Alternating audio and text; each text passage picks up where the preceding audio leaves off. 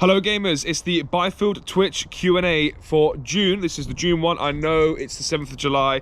Been busy, it's late, but I've already got the prizes as well for July's Q&A in just a couple of weeks in front of me. Before we answer your questions, guys, let's find out the winner of the ACER Atheon 330 keyboard. I know you guys have been excited for this one. We have 12 entries, so ChatGPT, take it away. Give me a random number between 1 and 12. Right, let's see what ChatGPT cooks up here. It is saying 7. Can you see that? Hopefully you can see that. Let me turn my brightness up really quick. Bang, I'll take a screenshot. I'll take a screenshot on my phone, but you can see 7. Right, who asked the question number 7? Let's see. We've got Eladin number 1, Zyran 2, Mog 3, Christian 4, Marion 5, Darky's won it. Catwam, so Sam, is 6, and that means Nal has won it. Darky Day has won it. Congratulations, bro. I'll send you a DM. You're going to be very happy with that. Right, let's get into the Q&A. I've got team practice in about 15 minutes, so we're going to make this one a fast one.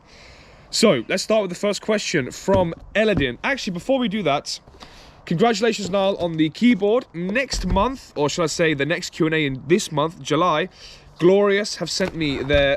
Oh my god, the size of this mouse pad, guys. What? I need a banana for scale.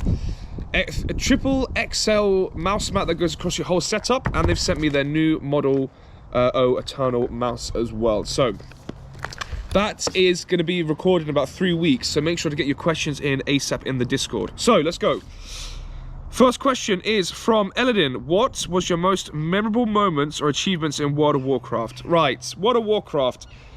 The game I was probably best at. My biggest achievement was probably rank 1 Gladiator Season 15 on the Elemental Shaman. I was second highest rated in Europe at the time. Behind Z-Pie, shout out to him, I think he still plays the game.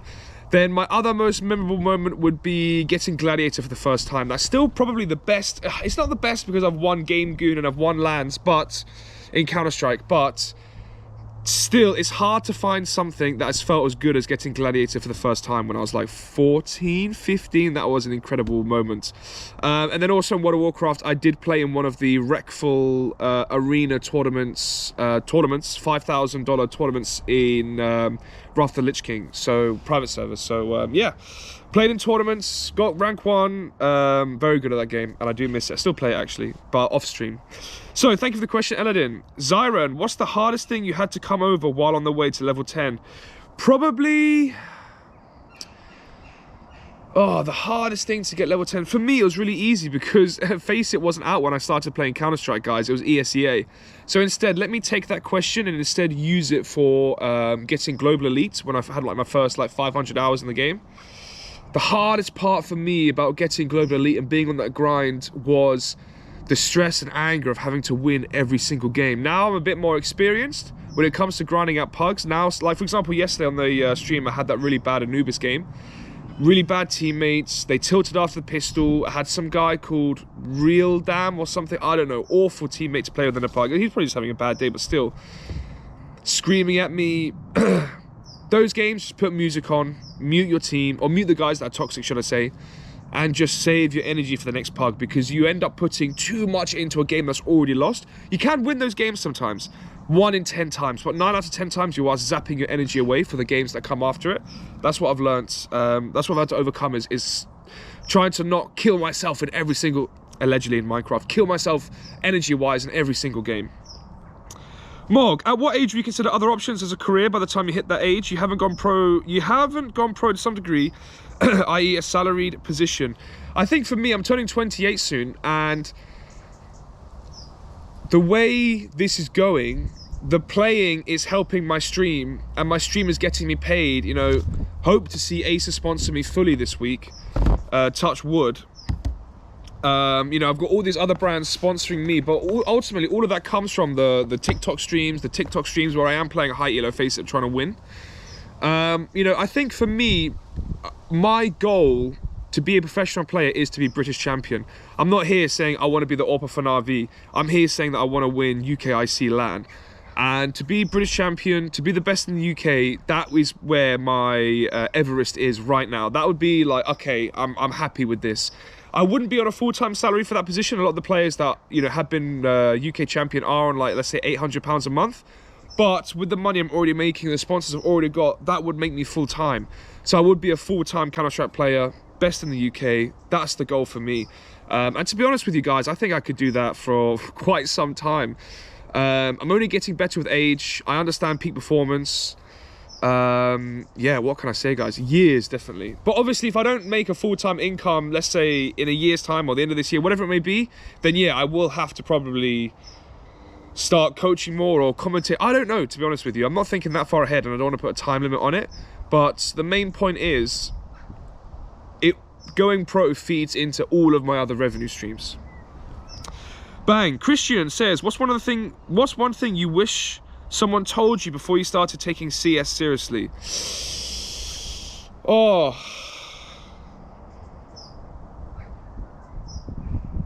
One thing I wish I knew before I started taking CS seriously. Pugs are the most important thing to improve, not deathmatch or aimbots. Pugs. Pugs are the foundation, the key to improvement. I did spend too much time playing lots of deathmatch, lots of aimbots. I just love DM. I love playing deathmatch. So, yeah, I definitely wasted. I wasn't optimal with my time at that, if you understand what I mean. But I did have like 130 hours past 2 weeks, so it didn't really matter. But I should have played more, face it. Marion says, what is a lesson you've learned growing up alongside your father in your younger years? Definitely my work ethic. My dad's work ethic is unbelievable. When I was year 4 in school, so like 7 years old, my school went really bad. They mixed the years up. They basically put I'm born in July, so everyone born in July was put back a year because there wasn't enough teachers. There wasn't enough teachers to cover all children, so they had to start mixing the year groups together. And when my dad heard about that, my dad was a lecturer, he's retired now, at University of Hertfordshire, at Oaklands College, etc. When he heard that, he obviously went ballistic, and he worked 3 jobs, 7 days a week. He would lecture at the university, come home, lecture night shifts at the college. Then on the weekends, he had a part-time job at John Lewis. He worked 7 days a week to pay for private school for me and my sister for 3 years. And yeah, just champion. That's where I get my resilience and my work ethic from, guys. You know, you watch me stream on TikTok, team practice, I'm live 5 hours a day on 2 different platforms. I'm releasing content every single day, 7 days a week. Like, I'm on it because obviously my dad's done the same for me, and I feel like I owe it to him back. Yeah, my dad taught me my work ethic 100%. That guy is a monster when it comes to effort. Okay, Sam Forklift Man says, how long have you been training boxing for? 8 years in September. And I won't have another boxing fight until I'm full-time Counter-Strike. So if that's like sponsors and my Twitch subs and all of that jazz making me full-time, then I can have another boxing fight. Or let's say I do join a top UK team, get that £800 a month and the money I'm already making, then I would be able to have another boxing fight. But I've told myself I can't have another one until I'm a pro full-time, because it takes up so much energy mentally and physically from what I'm trying to actually achieve. Niall, congratulations on the keyboard. I know you need it. You were playing on a 140 Hz monitor until about 2 weeks ago, so this will definitely be an upgrade for you. Congratulations. Niall, who's won the keyboard, his question is, family can often play a huge part in shaping who we are. Who in your family has been your biggest role model, and how did they inspire you to chase your dreams and pursue a career in CS? Definitely my grandma and my granddad. So, let me tell you a story, guys. My grandma's my #1 role model. She's still alive, 101 years old. I'm gonna go see her tomorrow. Alive during World War II. She recounts the Churchill speeches. Just incredible person. Like, the resilience she has, again, it runs in my family, guys. Like, my family are just troopers, like soldiers, warriors. Yeah, she's 101 and she's still going strong.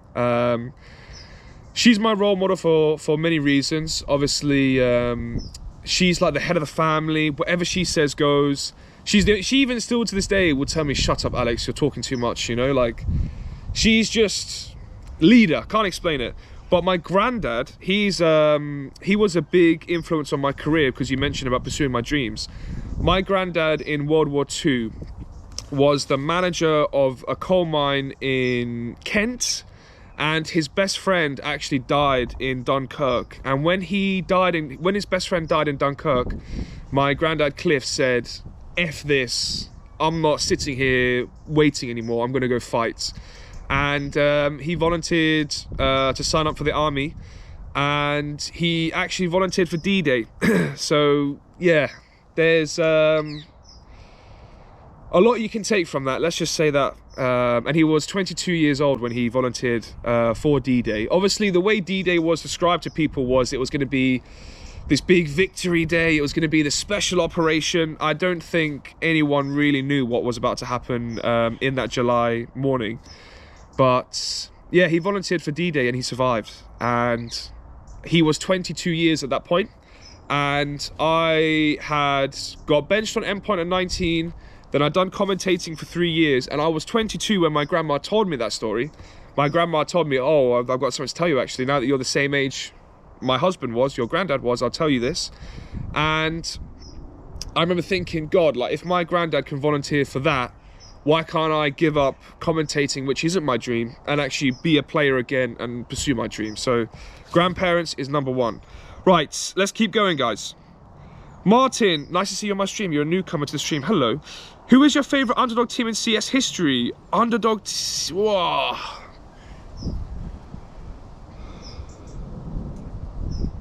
I really like the Gambit team, but they won the major. So, I mean, they were the dark horse during that moment. Excuse me, guys, Sneeze. Oh. Gambit with Zeus. And Mo on the AWP and Adren. I really liked watching that team. Hobbit as well. I really liked watching that team a lot, actually. The problem was they were underdogs, and then they ended up winning the major. So, yeah, I have to give it to. I don't know what it is. You know, obviously in your question, Martin, you mentioned Flipside and Entropic as your favorites. I don't know what it is about these Russian or CIS teams that are big underdogs. They're just really favourable. Let's go, guys. Norlex says, you've been somewhat of a mainstay of UKCS and have seen the scene grow a lot over the past 5 years. With people like Cypher and Mezzi coming through the ranks of our scene, what do you think has been the biggest factor behind UKCS renaissance? Me. No, I'm joking. And what can be done to ensure there's a viable future for people labelled and willing to go pro? Well, actually, the biggest thing is structure. Okay, you have to thank Endpoint, guys. I'm wearing the Endpoint hoodie for a reason.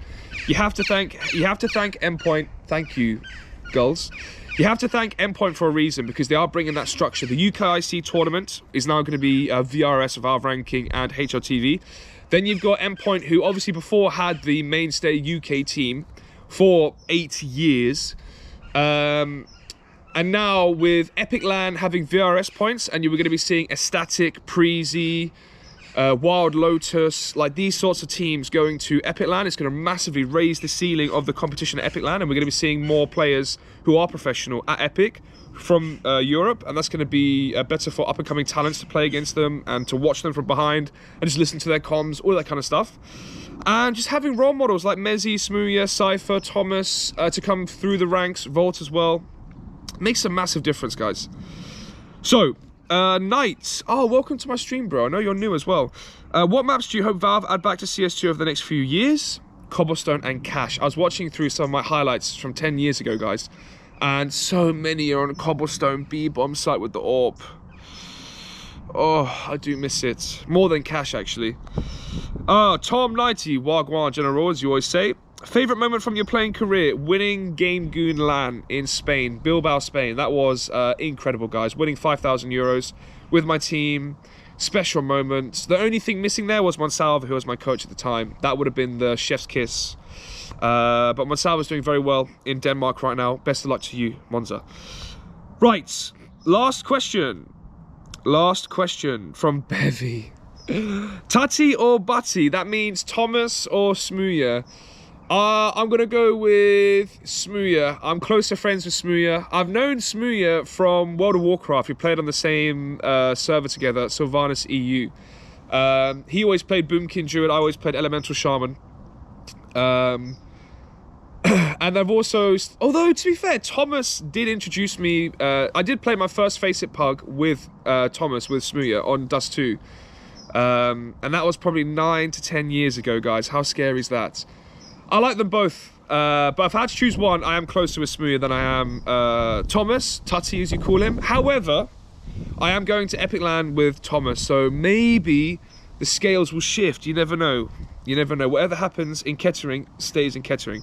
Right, guys, I'm now 2 minutes late for team practice. I must go. I must go. I love you all. I'll see you guys on Twitch. And remember, guys, stay subscribed because the winners are going to get this gift for July's Q&A. Thank you so much, guys. Love you all. Peace.